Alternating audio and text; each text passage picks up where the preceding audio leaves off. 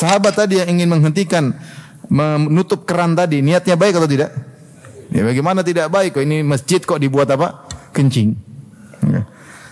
Dan mereka berhak untuk marah, apalagi Masjid Nabawi, bukan Masjid Baitur Rahman. Yang sholat itu 1000 kali lipat. Ya. Bahkan lebih daripada 1000 kali lipat.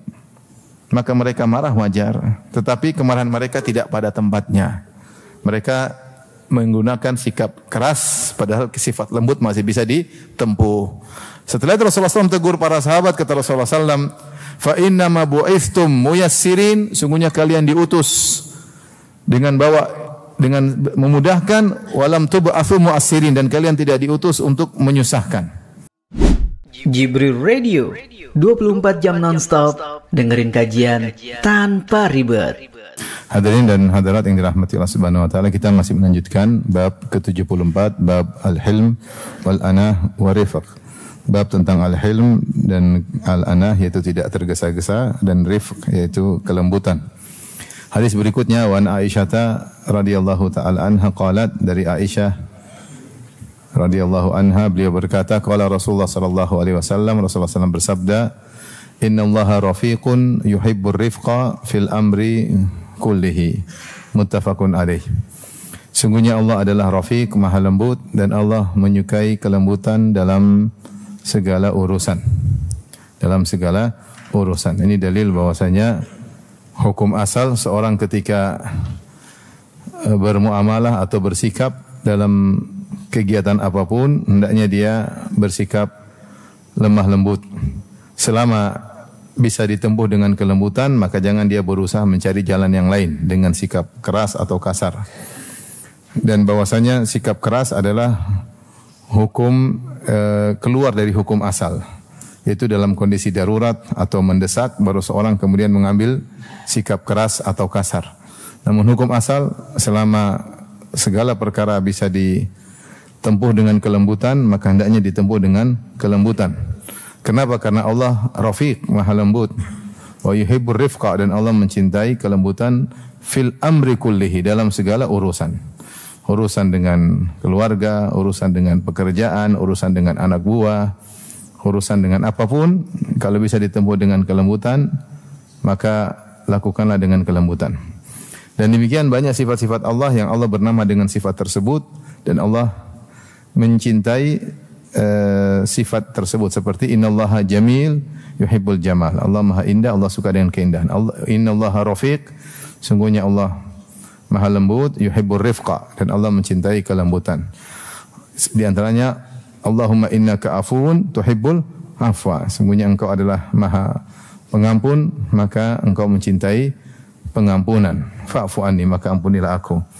Demikian juga ya, banyak sifat-sifat ya yang Allah bernama dengan sifat tersebut. Allah menyukai kita berakhlak dengan sifat tersebut ya, berakhlak dengan sifat tersebut, yaitu meniru akhlak tersebut seperti tadi, rifq dan yang lainnya.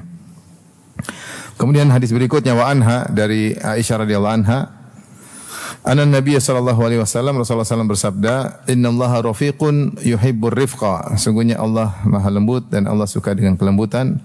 Wa yu'ti 'alal rifqi ma la yu'ti 'alal 'unf, dan Allah memberikan kebaikan pada kelembutan apa yang Allah tidak berikan pada sikap keras.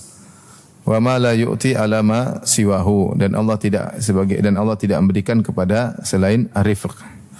Jadi di balik kelembutan pasti ada banyak dampak kebaikan. Karena di sini Nabi berkata, wa yu'ti 'ala rifqi ma la yu'ti 'alal unf wa ma la yu'ti 'ala ma siwahu ya. Allah ketika orang bersikap lembut, maka Allah akan berikan sesuatu yang Allah tidak berikan pada sikap-sikap yang lainnya. Di antara sikap kekerasan atau sikap yang lainnya.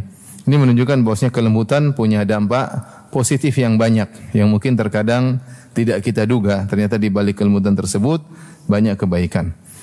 Sebagian orang menyangka, terkadang datang bisikan dalam hatinya untuk bersikap keras. Dia menyangka dengan sikap keras tersebut akan mendatangkan kebaikan. Ternyata tidak demikian ya. Bukan berarti kita melarang sikap keras atau tegas, namun kita katakan sikap itu keluar dari hukum asal. Ya, Nabi SAW juga terkadang tegas ya, tapi hukum asal Rasulullah SAW selalu bersifat apa?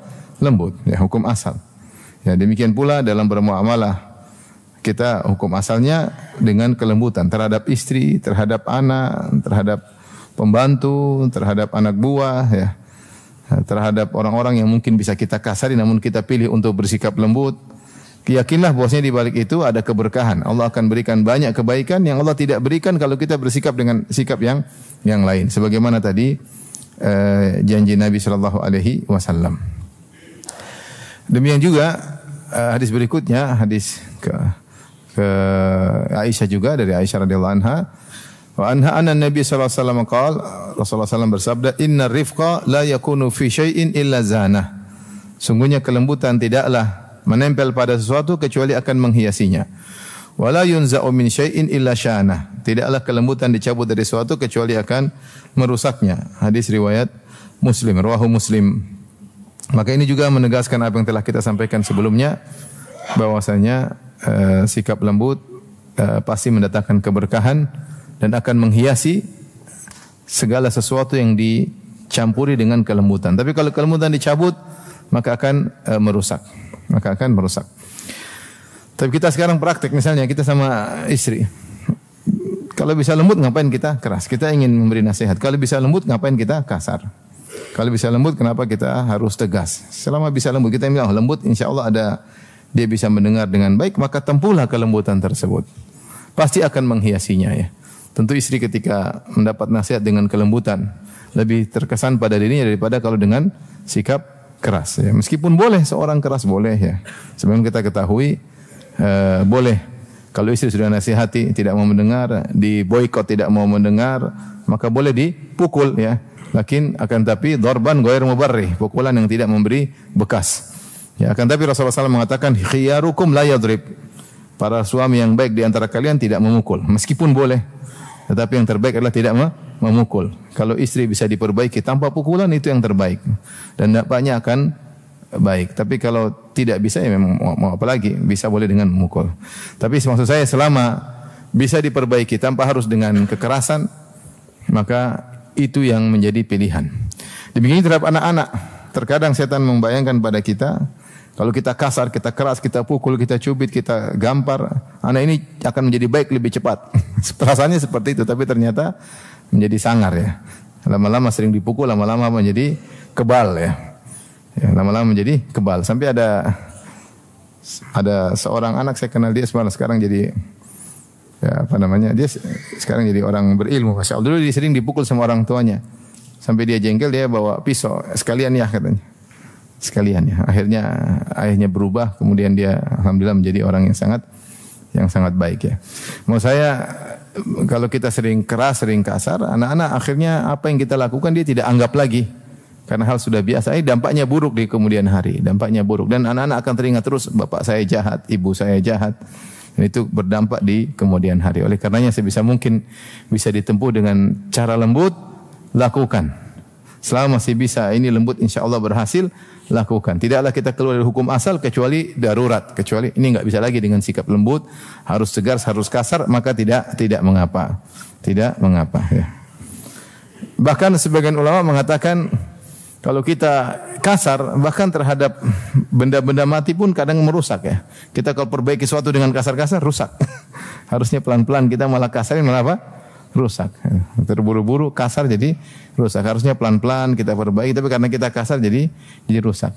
Baju mau kita perbaiki tapi kita kasarin ternyata robek. Harusnya bisa dibersihkan dengan apa? Pelan-pelan, tapi kalau kita kasarin bisa robek, ya. Ya. Bagaimana lagi hati wanita? Dikasarin bisa apa? Bisa robek, ya.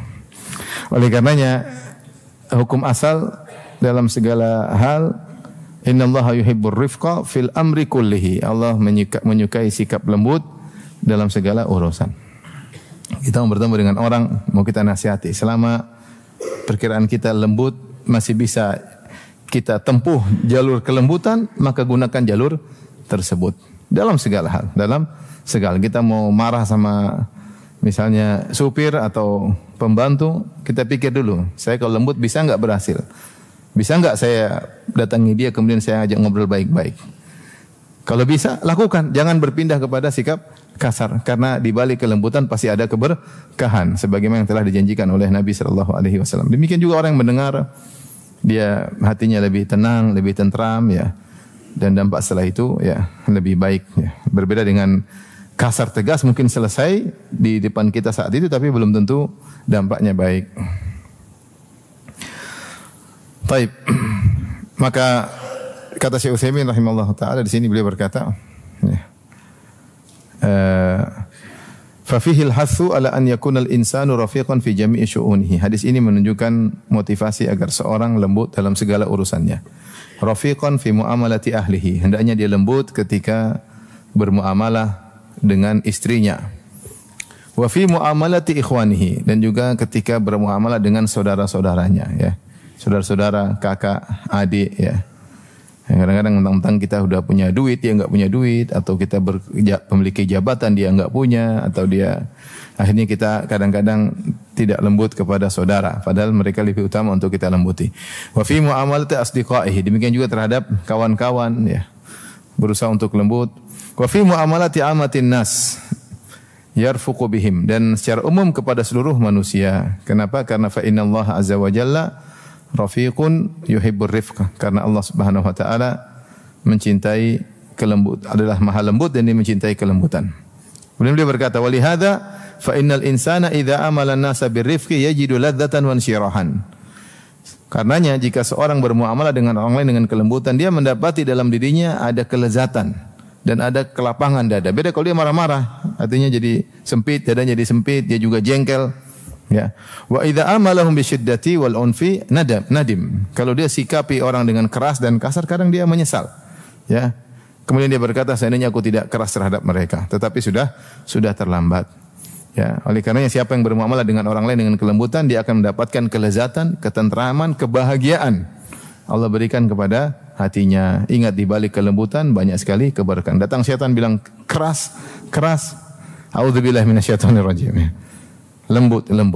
Hukum asal lembut. Sebisa mungkin lembut, kecuali memang kondisi mengharuskan untuk bersikap tegas dan keras, dan itu keluar dari hukum asal. Tapi kita lanjutkan hadis berikutnya. Wa an Abi Hurairah radhiyallahu anhu qala, dari sahabat mulia Abu Hurairah radhiyallahu anhu, beliau berkata, bala a'rabiyyun fil masjid. Ada seorang Arab Badui kencing di masjid. Faqama an-nasu ilaihi liyaqa'u fihi. Maka orang-orang pun bangkit menuju dia untuk memarahinya atau mencegahnya ya. Faqala Nabi sallallahu alaihi wasallam, Rasulullah SAW bersabda, da'uhu, biarin dia lanjutkan kencingnya. Wa ariqu ala baulihi sijillan min ma, dan tuangkanlah seember air ke kencingnya tersebut. Au dhanuban min ma, atau ember yang besar berisi air dituangkan di bekas kencingnya tersebut. Fa innama bu'ithtum muyassirin, sungguhnya kalian diutus untuk memudahkan, walam tub'atsu mu'assirin, dan kalian tidak diutus untuk menyusahkan. Hadis riwayat Al-Imam Al-Bukhari. Di sini Al-Imam Nawawi membawakan satu hadis dari Abu Hurairah tentang kisah seorang Arab Badui. Arab Badui disebut dalam bahasa Arab A'rabi, apa? Al-A'rabi, jamaknya Al-A'rab. Adapun Arabi jamaknya Al-Arab.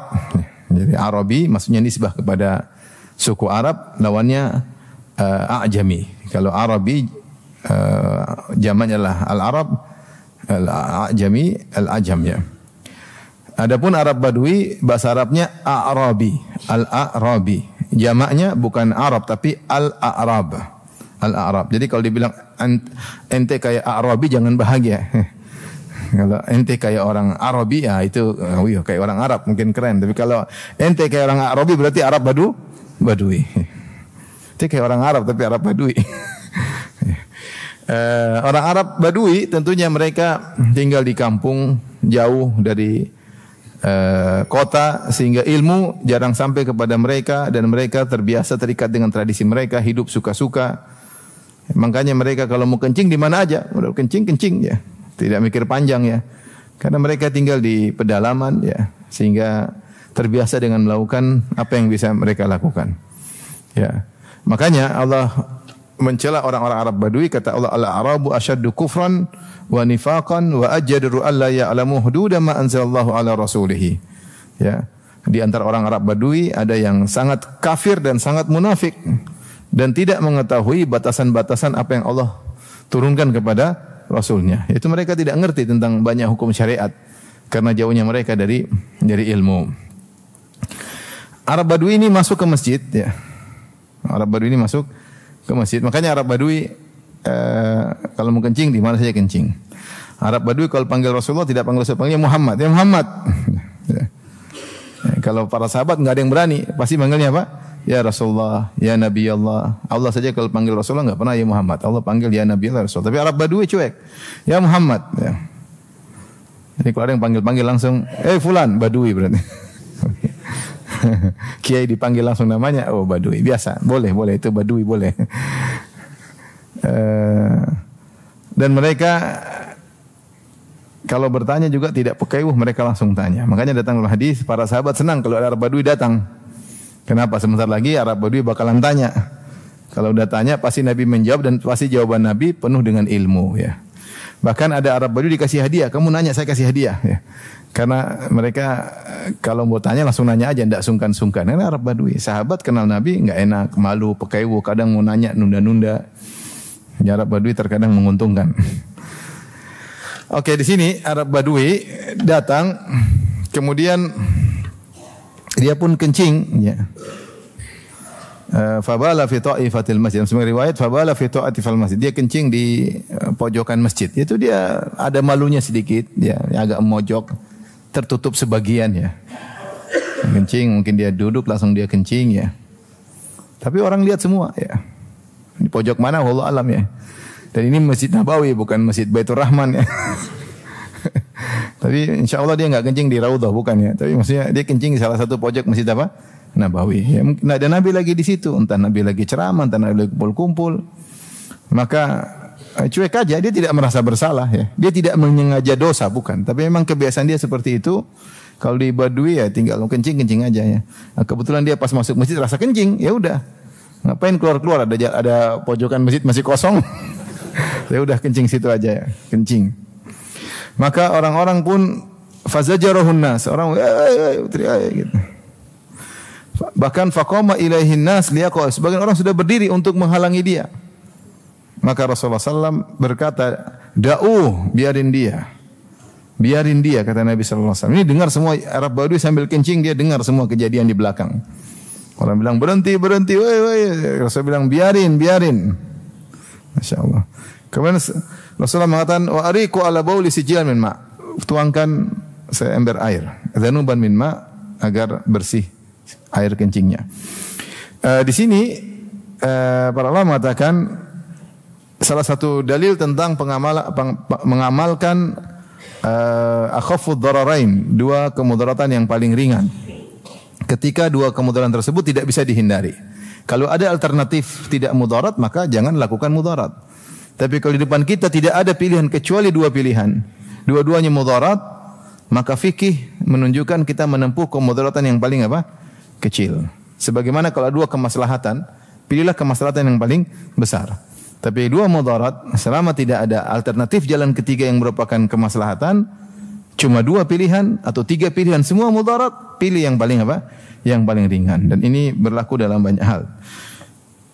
Contohnya seperti ketika Nabi Khadir naik kapal bersama Nabi Musa alaihissalam gratisan, setelah selesai turun dari kapal tersebut, Nabi Khadir malah merusak kapal tersebut sampai Nabi Musa mengingkari, ya, bagaimana kau rusakkan kapal? Kita sudah naik gratis, nanti bahaya, mereka bisa tenggelam, kapalnya rusak.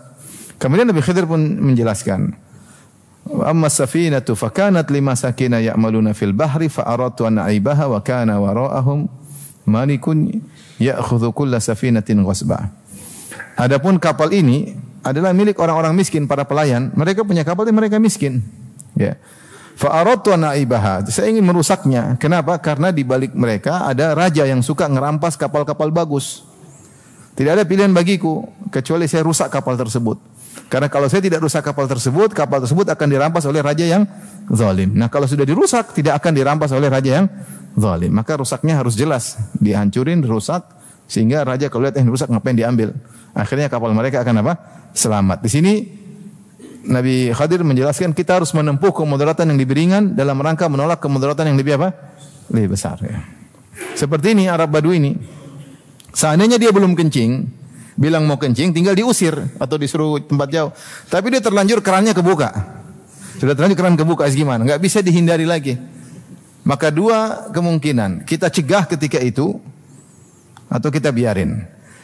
Kalau kita biarin, maka kencingnya akan terfokus pada satu titik, pada satu pojok masjid. Tapi kalau kita cegah, bisa jadi dia balik, auratnya semakin terbuka, bisa jadi berhamburan ke sana kemari semakin sulit. Atau kalau dipaksa terannya tutup, bahaya. Krek langsung bahaya, bisa mudarat bagi dirinya.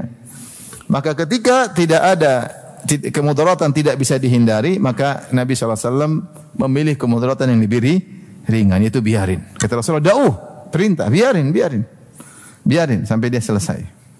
Akhirnya dia kencing selesai. Setelah itu baru Rasulullah menyuruh untuk mengambil seember air untuk ditumpahkan ke bekas kencing Arab Badui tadi.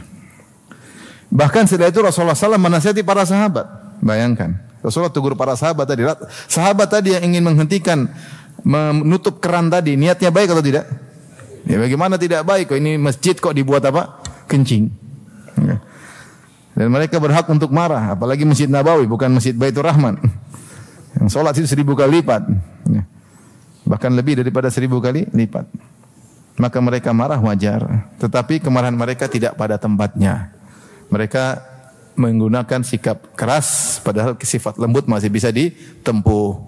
Setelah itu Rasulullah SAW tegur para sahabat, kata Rasulullah SAW, fa inna ma bu'istum muyassirin, sungguhnya kalian diutus dengan memudahkan, walam tub'atsu mu'assirin, dan kalian tidak diutus untuk menyusahkan. Kalian tidak diutus untuk menyusahkan.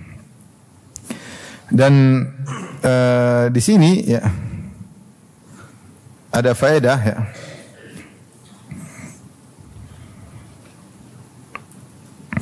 Di mana Rasulullah sallallahu alaihi wasallam ya mensifati para sahabat dengan fa innama bu'istum, sungguhnya kalian diutus. Yang diutus oleh Allah para sahabat atau Nabi sallallahu alaihi wasallam? Nabi, bukan para sahabat. Yang diutus siapa? Nabi.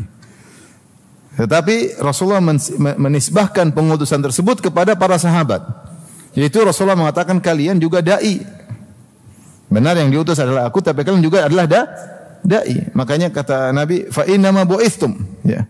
Ini isyarat bahwasanya umat Muhammad sallallahu alaihi wasallam hendaknya menempatkan dirinya pada posisi teladan. Ya. Sikap kepada orang lain harusnya dengan baik. Maka Rasulullah mengatakan innama bu'istum muyassirin. Dan ini faedah dari Syekh Utsaimin rahimahullahu taala, ya. Beliau menjelaskan hal tersebut, ya. Beliau berkata, wa an yakunal insan ka'annahu al-mab'uts. Ya, wa ka'annahu ar-rasul fi tablighi syara'. Hendaknya seorang manusia dari umat Muhammad harus merasa seakan-akan dia adalah utusan. Seakan-akan dia sedang menyampaikan risalah.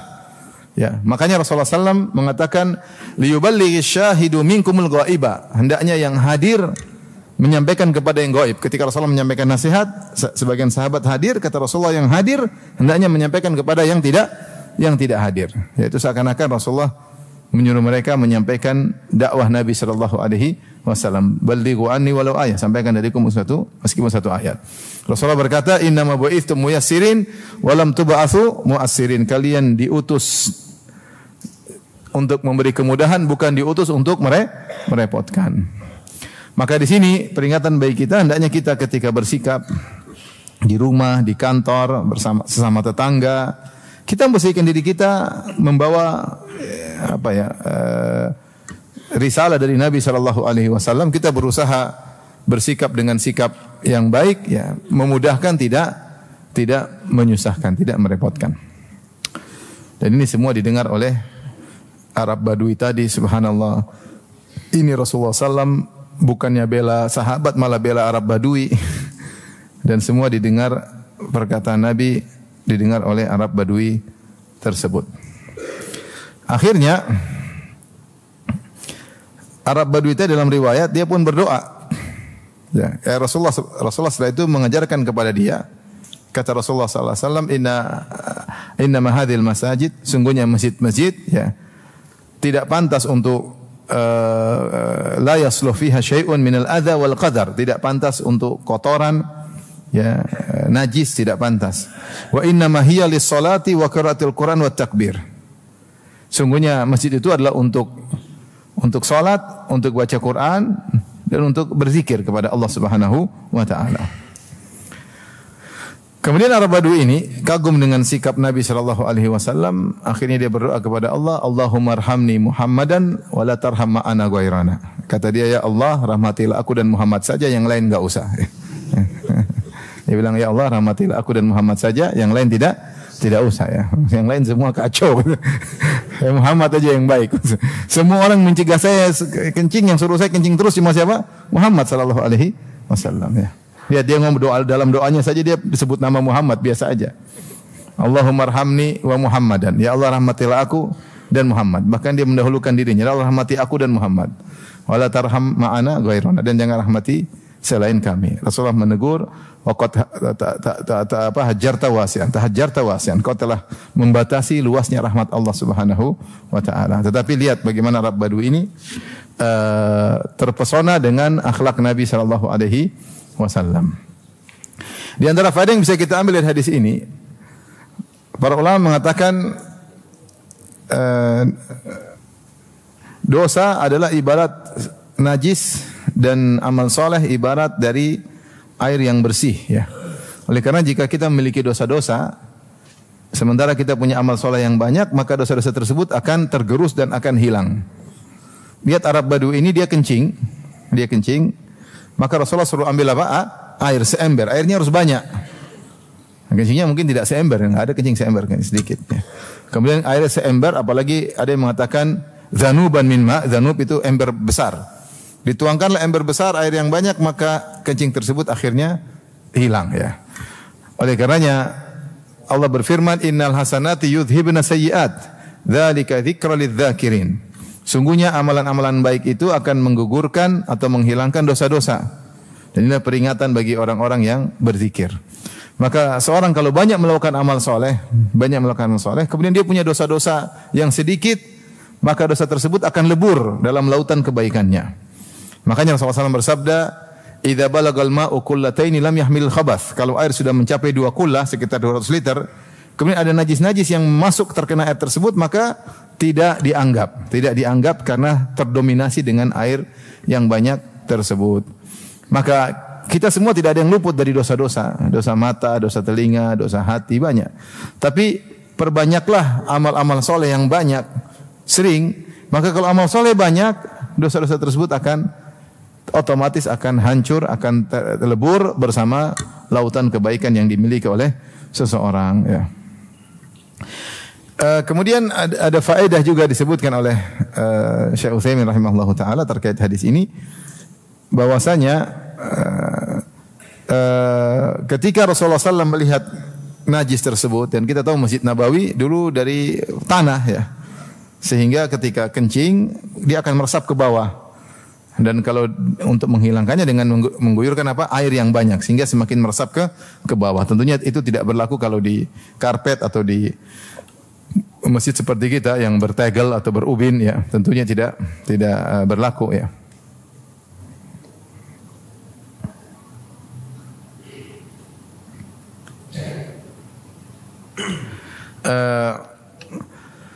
Namun beliau mengatakan bahwasanya hukum asal najis adalah yang penting bisa hilang dengan sarana apapun, Adapun Nabi SAW menyuruh menggunakan air, bukan berarti harus pakai air, tetapi yang tersedia ketika itu yang mudah menghilangkan najis adalah apa? Air. Karena menghilangkan najis adalah yang penting najisnya hilang. Mau dengan air, mau dengan apapun, yang penting kotoran tersebut bisa hilang. Dan ini pendapat, kalau tidak salah mazhab Hanafi, dan ini pendapat kuat ya, bahwasanya tidak harus menggunakan air. Yang penting najisnya hilang maka selesai. Misalnya ada seorang kasurnya misalnya dikencingi oleh anaknya, kemudian dijemur, dijemur, kemudian terkena pasir, kemudian terkena matahari, menguap kencing tersebut, lama-lama sudah enggak ada bekasnya. Sah, berarti kasur itu sudah bisa dipakai atau tidak? Bisa. Najisnya sudah hilang. Yang penting kan najisnya apa? Hilang. Nah, zaman sekarang banyak sekali bahan-bahan kimia yang bukan air, tapi cairan, tapi bukan apa? Air. Cairan, apapun cairannya kalau bisa menghilangkan najis, maka najis tersebut hilang. Maka najis tersebut hilang ya. Makanya kalau mensyaratkan harus pakai air, maka banyak hal yang merepotkan ya. Ya seperti sebagian berpendapat kalau tidak pakai air maka tidak sah menghilangkan najisnya. Contoh seperti mencuci pakaian dengan menggunakan uap. Ya ini apa namanya? Tidak sah karena tidak ada air di situ. Atau pakai gas atau apa, tidak pakai air maka tidak sah. Seperti kalau mencuci air pakai air sabun. Air sabun itu bukan air mutlak lagi, tapi air bersabun. Kalau cuci pakaian dengan air seperti ini tidak sah karena menghilangkan najis harus pakai air. Air tersebut maksudnya air mutlak, yaitu yang masih disifati dengan air. Adapun kalau menghilangkan najis pakai teh misalnya, pakai kopi misalnya, maka tidak boleh karena sudah bukan lagi menjadi apa? Air. Intinya repot. Sampai ada pembahasan misalnya bagaimana mencuci pakai mesin cuci. Mesin cuci rata-rata berapa liter? 8, 12 ya. 12 liter itu belum 2 kullah. 2 kullah berapa? 200 liter, 2 kullah. Nah, mesin cuci ini kalau kita masukkan celana, di situ ada najis, 1 tetes aja, kita masukkan ke 8 liter ini, air tersebut menjadi apa? Najis. Sehingga tidak bisa lagi digunakan untuk mencuci. Agak repot ini. Sehingga kalau mencuci pakaian langsung taruh mesin cuci, maka tidak sah menurut pendapat ya, sebagian ulama. Jadi masalah juga ketika airnya kita campurin rinso dulu. Air tersebut bukan lagi menjadi air, sudah berubah menjadi air rinso. Nah, ini kalau kita buat cuci tidak sah lagi. Kenapa? Karena kita mencucinya bukan pakai air. Ini maksudnya saya mengatakan fikih klasik, orang yang berpegang dengan fikih klasik, ternyata ada pendapat lain yang membolehkan, yang penting najisnya hilang dengan cara apapun. Akhirnya saya pergi ke suatu tempat, ada tulisan laundry syar'i. Ini beneran. Karena banyak laundry tidak apa? Syar'i. Karena cara tadi laundry air langsungkan masuk ada kayak taruh mesin cuci, airnya 8 liter, 12 liter, 20 liter taruhlah. Antum taruh pakaian ada najis langsung tidak sah. Karena kapan air kurang dari 2 kullah, kena 1 tetes air kencing, air tersebut ternajisi. Kalau air tersebut sudah ternajisi tidak boleh lagi buat mencuci apa? Pakaian. Berarti laundry tidak sah. Cara kedua juga tidak sah, taruh air, taruh sabun. Taruh sabun airnya sudah berubah, bukan lagi menjadi air biasa, tapi sudah air sabun. Ini juga sudah tidak boleh digunakan untuk mencuci pakaian yang bernajis. Itu tidak syar'i. Terus syar'inya bagaimana? Ya mungkin airnya taruh dulu pakaiannya terus disirami air terus sampai najisnya hilang. Sudah najisnya hilang baru dicuci. Jadi dia sudah suci dulu sebelum dimasukkan mesin cuci. Ini repot juga ya. Makanya mereka bikin laundry syar'i. Tapi kalau kita ikut pendapat mazhab Hanafi, yang penting najis hilang selesai.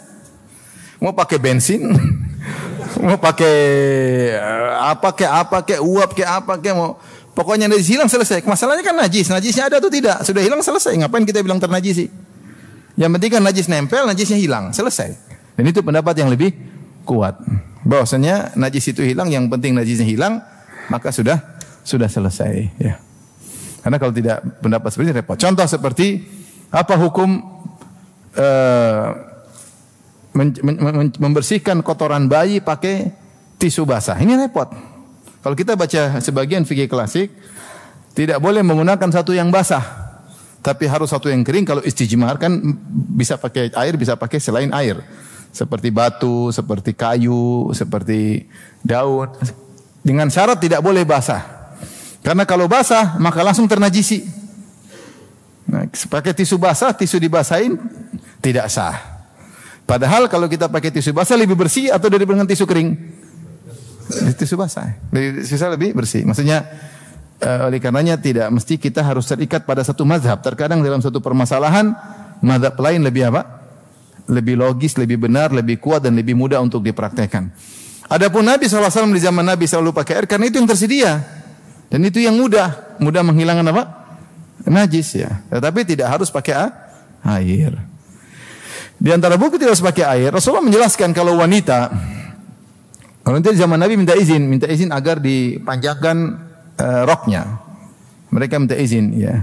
Ketika Rasulullah mengatakan yurkhina shibran, hendaknya mereka para wanita memanjangkan rok mereka 1 jengkal di bawah mata kaki. Kata Ummu Salamah, idzan tankashifa aqdamuhunna. Kalau begitu nanti tersingkap. Kalau cuma rok satu jengkal di bawah mata kaki, di sana angin banyak, mudah tersingkap. Kata Rasulullah sallam, yurkhina dhira'an wala yazidna ala dzalik. Kalau gitu boleh dia panjangkan sampai 1 hasta. 1 hasta segini, berapa meter nih? 0,7 meter, sekitar 70 cm. 60 sampai 70 cm, namanya dhira'. Jadi mereka dahulu para sahabiat roknya panjang-panjang. Sampai di bawah mata kaki sekitar berapa? 1 hasta. Antara mata kaki sampai kaki berapa senti? Mata kaki sampai telapak kaki berapa senti? 10 senti ketinggian ya. 5 senti ya. 5 senti berarti mereka masih ada 60 senti. 60 senti di bawah kaki. Ini rok-roknya perempuan dahulu karena mereka tidak ingin kaki mereka terlihat. Mereka tidak ingin kaki mereka terlihat. Makanya Ummu Salamah mengatakan, Rasulullah kalau cuma sejengkal, idzan tankashifa aqdamahunna. Kalau cuma sejengkal akan tersingkap. Kami tidak mau. Kata Rasulullah silakan panjang tapi tidak boleh lebih daripada 1 hasta. Nah, ketika mereka jalan dengan adanya satu hasta tadi di bawah mata kaki, maka potensi terkena najis, iya enggak? Kata Rasulullah, tapi sudah dibersihkan dengan tanah setelahnya. Kita najis kena tanah, kena najis kena tanah, kena najis kena tanah, maka tanah juga bisa membersihkan apa? Najis. Maksud saya tidak harus pakai air. Maka pendapat yang benar Allah alam bisawab, pendapat Hanafiyah bahwasanya bisa bersih, yang penting najisnya hilang dengan cara apapun, mau bahan kimia, mau dijemur, mau diapain. Yang penting kalau najisnya hilang maka kembali lagi bersih. Adapun Rasulullah sallallahu alaihi wasallam menyuruh menggunakan air karena itulah yang tersedia di zaman tersebut dan mudah untuk digunakan dan lebih cepat.